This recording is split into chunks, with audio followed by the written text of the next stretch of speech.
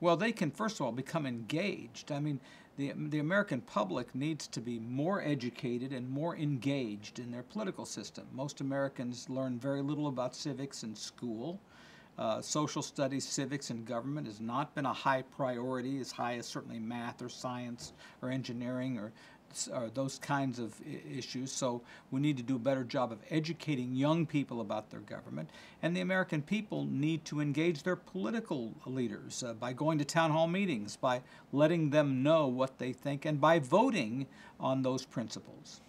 Well, I think the American public can be a big part of the solution by expecting reasoned civil discourse and an understanding, a level of sophistication around public issues, and they ought to expect that from their policymakers and their politicians.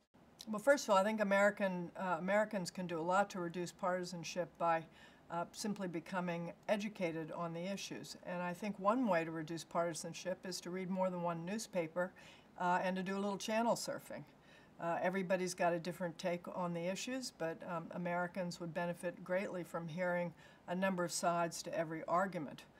They are, after all, the voices that members of Congress hear when they go back to their districts and constituencies, and I think without a commitment on the part of the American people to educate themselves about the issues, it is not going to create the incentives for the kind of leadership we need.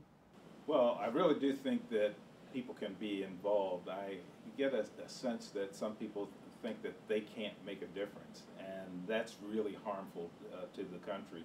So one of the things, I give you an example, people in California, for example, got together and decided that they wanted to change the way these districts were assigned. It was being left to the politicians, and so districts were being created more to protect the politician than to serve the public. People got together, created a petition, got to a referendum, changed the whole way districting is done in California. And now it appears that folks are representing districts in a bipartisan way, and that's really helpful.